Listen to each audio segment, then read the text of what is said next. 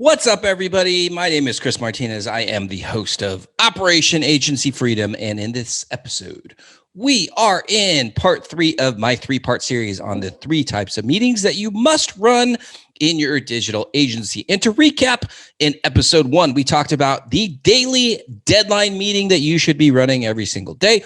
In episode 2, we talked about the weekly sandwich meeting, which is basically an all hands meeting that you should run with everybody on your team at least once a week.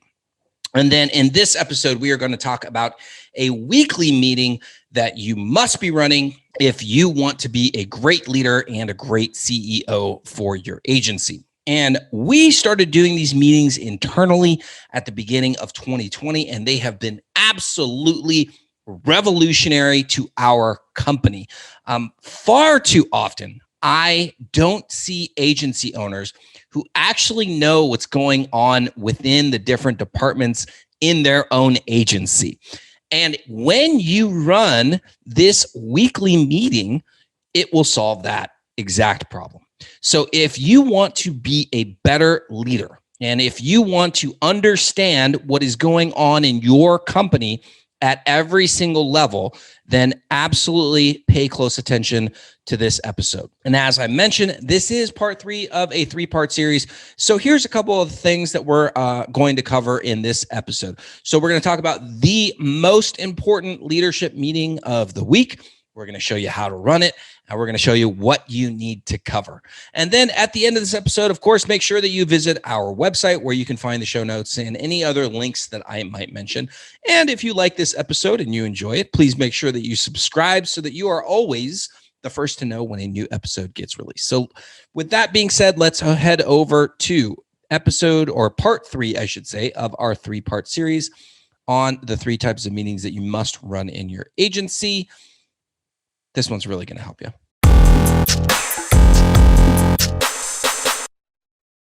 All right, guys, welcome back. And like I had said prior, this is the 3rd part of our 3-part series.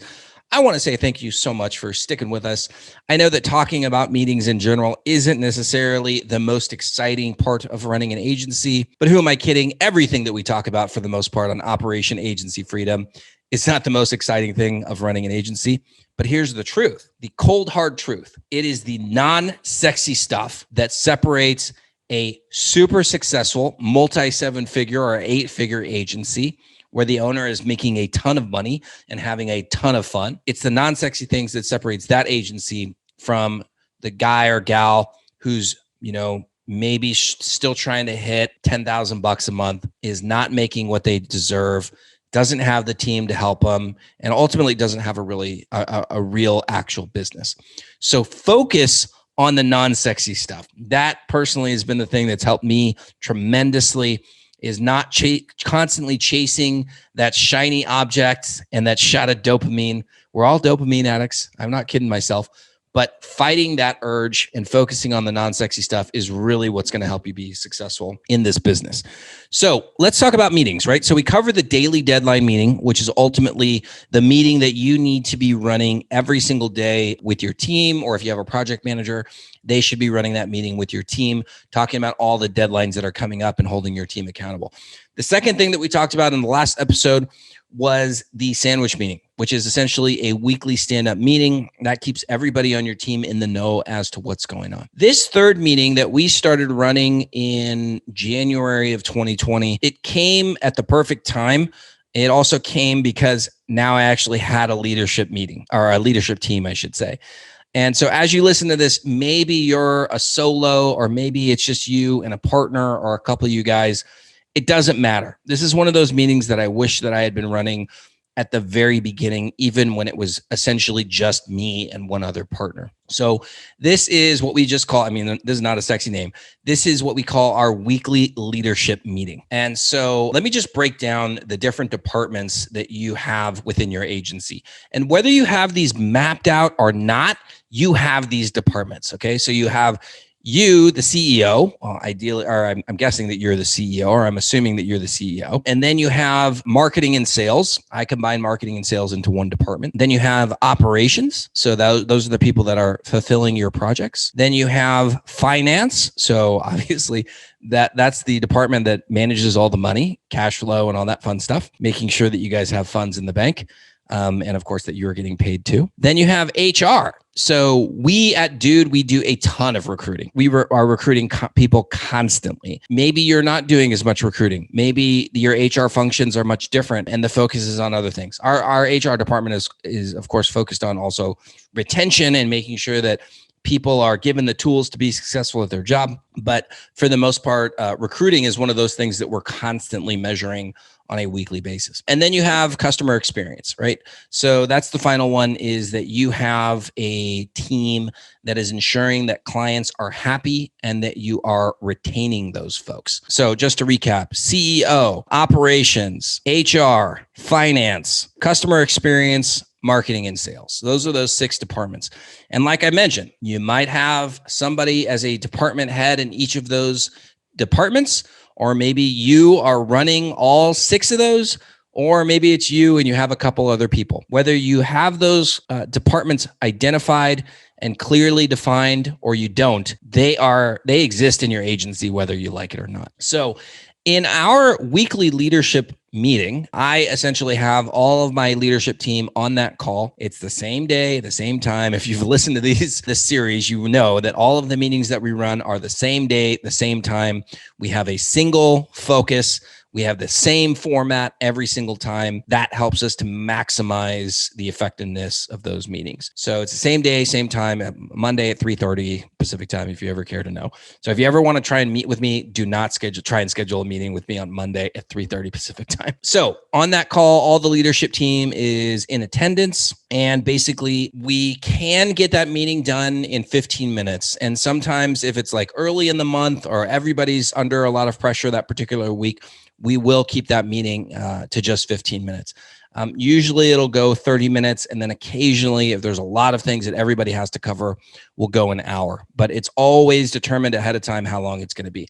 I believe on my calendar, I haven't blocked out for an entire hour, but typically, like most things, we want to keep that meeting as quick as possible. So what do we cover, right? So I still run the marketing and sales team.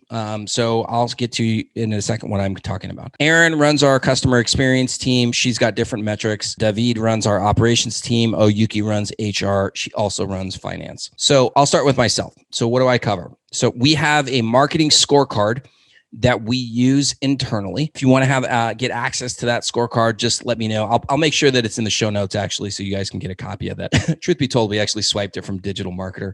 So it's just a Google document and you can customize it as you like. So what are the things that we're looking at? Obviously, we're looking at new clients and revenue, right? So we're looking at what clients came in, what was the value of those new customers? And we're looking at the 3 different products that we have ultimately. We're also looking at the forecast. So how do I do the forecast? I have to know what's in the pipeline and I have to know our closing rate.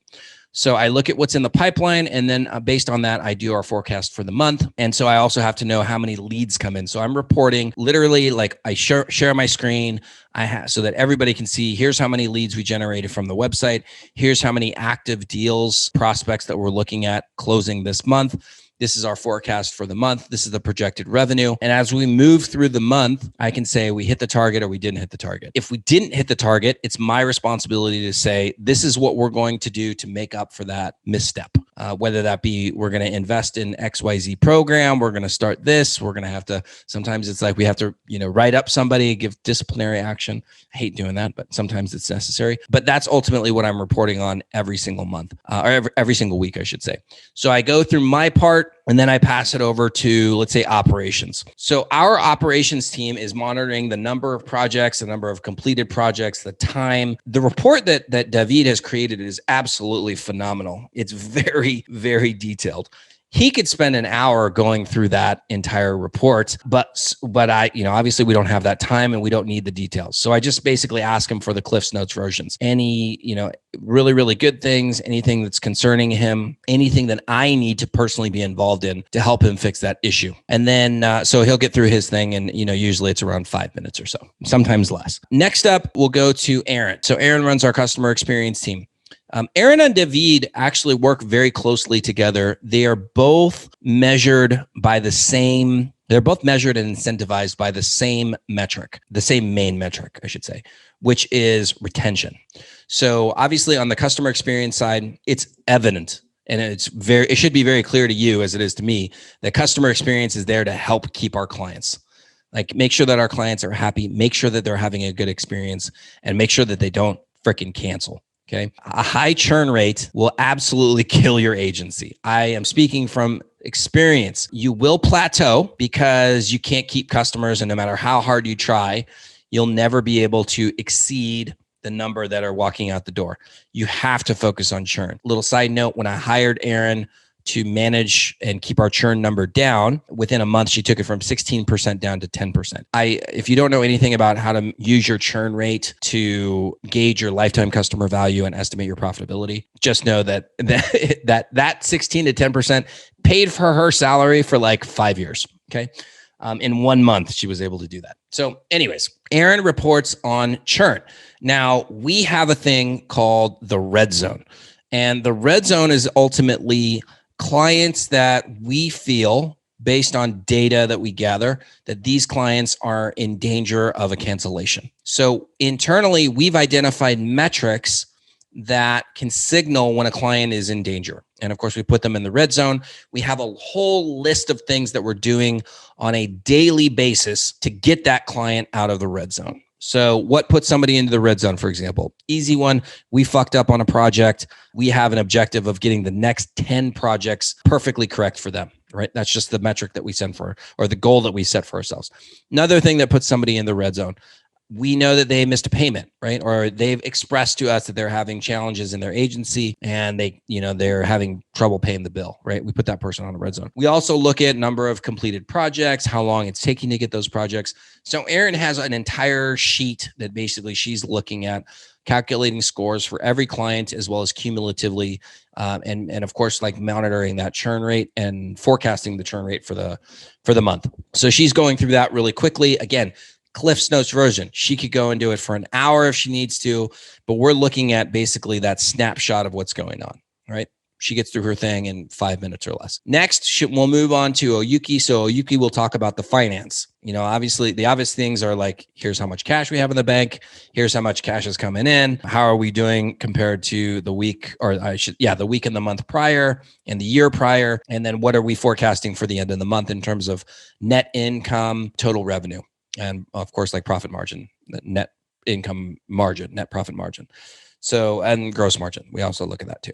So she's reporting on those numbers. It's pretty straightforward. Now, the thing about Oyuki's numbers is that her numbers are dependent on me, and they're dependent on Aaron, and they're also dependent on David for sending over his team profitability, right? So his teams that he manages, he has a target for their gross margin. So he basically has to make sure that the payroll expense per team is at a certain range. So Oyuki is usually the last one to get her finance report done because she's waiting on us.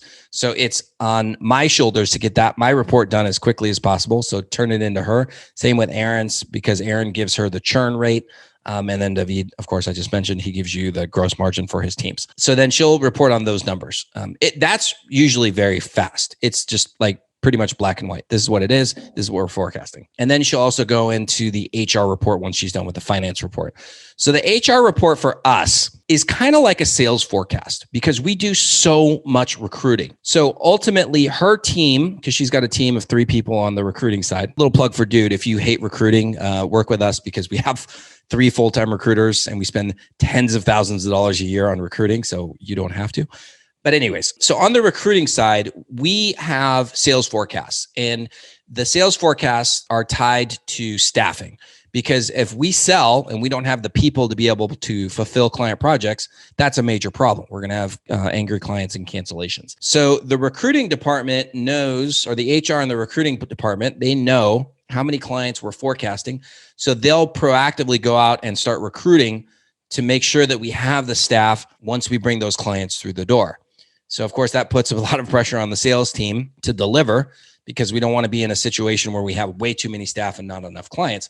It also puts a lot of pressure on the operations and CX team, because they need to make sure that we're not losing customers. Otherwise, again, we're going to have too many staff, not enough clients. So fortunately, we haven't run into that issue, knock on wood.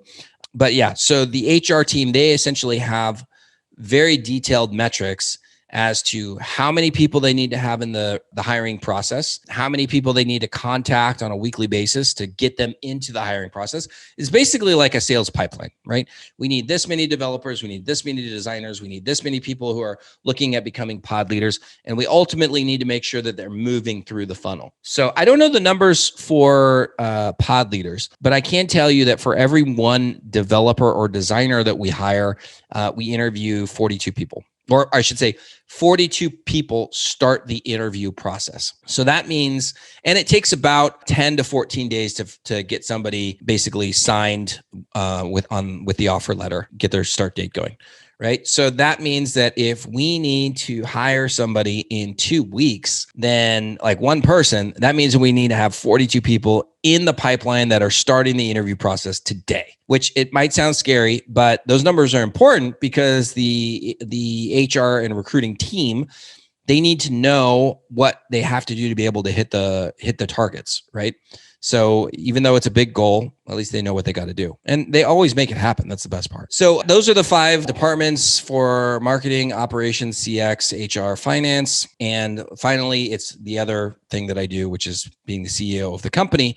So I will do a recap to make sure that everybody is understanding of the vision and where we're going. Right. So we have all these little departments. We need to make sure that everybody is on the same track and moving in the same direction. And that's ultimately what I do. So when I'm looking at the reports, when I'm analyzing things, because I'm constantly like looking at everybody's reports. Oh, that's the other thing. Everybody has visibility to everybody else's reports. So on any given day, we can log in and see what everybody else is doing. So I do that many times throughout the week. And so I'll bring up things that I'm seeing. Perfect example. At the end of January, our overall churn rate looked really good, but I felt like something wasn't right with our new customers. So I said, Aaron, let's look at our new customer churn over the past, I think it was like 3 months, where our normal churn was under 8% for our legacy clients. Our new client churn was at 16%, which is totally unacceptable. It's more than double what we allow. So then we had to come up with a plan. We had to figure out, first of all, why was that happening? And then we had to figure out how to fix it. It took us about 2 weeks, and we basically created some new metrics, some new scorecards essentially, and we implemented everything, had to do some training with our team leaders, and then basically everybody was on the same boat, and we hadn't had that problem since.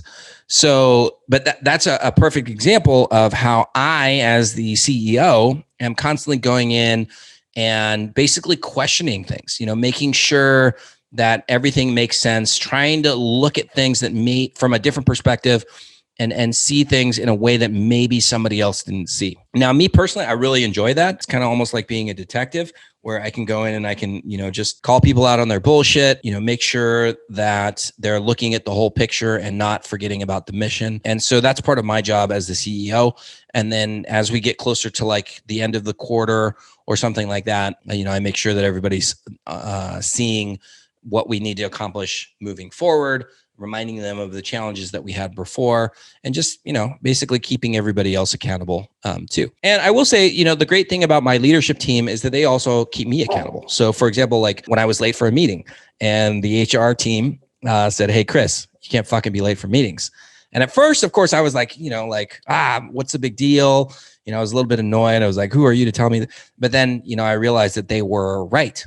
I can't be late for meetings. What's the precedent what's the example that I'm setting for other people through my actions? Even though my words are saying something else, my actions are not in alignment with what we believe as a company. So it is good that you have people to call you out on your own bullshit. And that's another really huge benefit of having these weekly meetings, is that everybody understands that we are here to accomplish something big.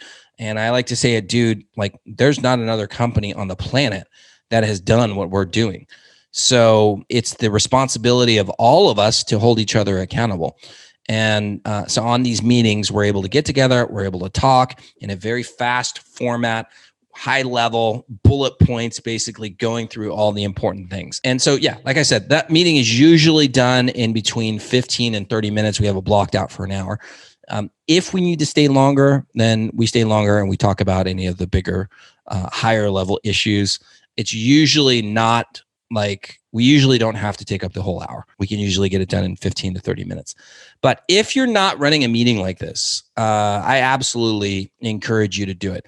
So let's talk about, like, let's say it's you and just another partner. I would recommend that you have an organizational chart or an org chart and just list out those different departments, right? CEO, if you follow Traction, you know, you have the integrator, which is COO. I don't have one of those people now. One day I will. But so CEO, then you have marketing and sales, you have finance, you have HR, you have operations, and you have customer experience, right? So even if it's just you and basically your name is in each one of those boxes, that's totally okay. Start to establish those good habits now, because I promise you, eventually you're going to need to have somebody in those roles. And it's going to be a whole lot easier when you have the foundation of what's going to happen already mapped out.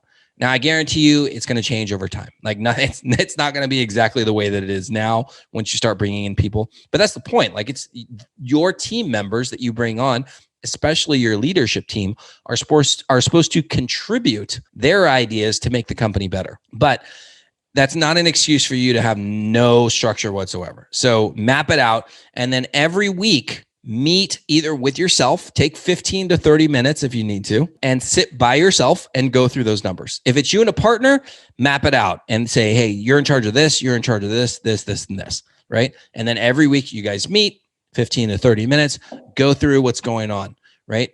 For the most part, if you're a smaller agency, the most important things are going to be sales and marketing, right? Making sure that you guys have enough projects in the hopper. Operations, specifically controlling those costs, those production costs, customer retention, and then just the general finances, right?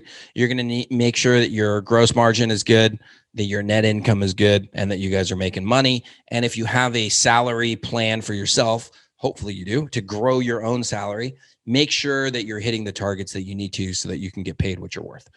That's all you really got to cover. There's probably not a whole lot other than that if you're a smaller agency. If you're bigger, obviously, start to create that structure with the leadership team that you have now. Make sure that everybody is contributing and that you have a format for the meetings. Do not have an hour-long meeting where everybody just shows up and nobody knows what the fuck they're doing. It is such a giant waste of time. Think about like how important your time is. Value your leadership team's time the same way that you value your own, right? You don't want to pull them into a meeting for an hour if you're not getting something done. I can say with 100% certainty that every single leadership meeting that we have, it accomplishes the goal. It helps us to move forward in the agency. It helps to solidify that everybody knows that we're moving in the right direction. It is such an important call. Structure your leadership meetings so that you're getting the same impact out of them. Like, make sure that they have a point, make sure that everybody knows what they're contributing, make sure that you're getting closer to the goal line, make sure that the meetings are short, don't have them drag out forever. So that is the final part in our 3-part series of the 3 meetings you must run. So just to recap, and if you haven't listened to the other 2 episodes, please listen to those. They are very, very important as well. But in the first one, we talked about the daily deadline meeting. And the second one, we talked about the sandwich meeting, which is our weekly stand-up that we have for the entire company, the all hands on deck. And then in this one, we talked about the leadership meeting. So thanks so much for listening, and I will see you in another episode. Thank you so much for listening. If you enjoyed this episode, it would mean so much to me if you could share it with your friends, family, and basically anyone who will find the same value in this episode that you did. And to get the latest from me, then let's definitely connect on social media. You can go to Facebook, facebook.com/dude agency, or Instagram at dudeagency.io, or you can check us out on YouTube on our YouTube channel. And then, of course, you can always visit our website at dudeagency.io, where you can see all of our other episodes of Operation Agency Freedom. You can also register for any live trainings that we have going on how to run a highly profitable agency. And of course, you can see how we help digital agencies with the people, the processes, and the education so that they can take on more projects and scale profitably. Thanks again, and I will see you next time.